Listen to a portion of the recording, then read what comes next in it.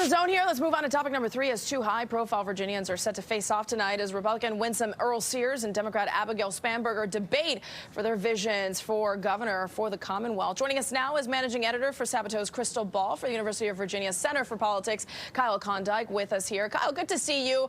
We'll talk about the Attorney General situation in a second here, but on substance, what should we be looking for from these 2 candidates tonight?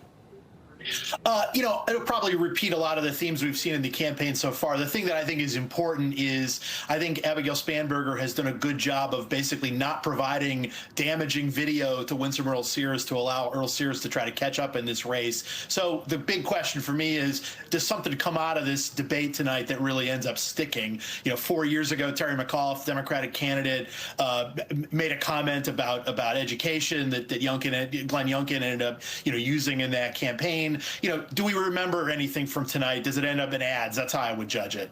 Okay, yeah, because we've certainly seen, speaking of ads, the ads ramp up here given the controversy right now that follows the Democratic candidate for Attorney General for Jay Jones here. I imagine that this is going to be a big part of tonight's debate. How do you see Abigail navigating this?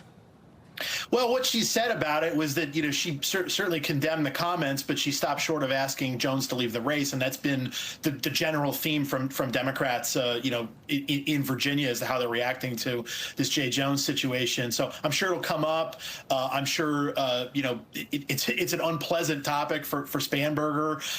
We'll see how she handles it and if it's any different than what she said previously. I imagine much of the questioning there, and maybe even from Winsome Earle-Sears, will be why you've condemned it, but why are you not asking him to step down? How is that something? How does she respond to that if she wants to at least remain, in her path, but also without taking out who would be her attorney general should he win?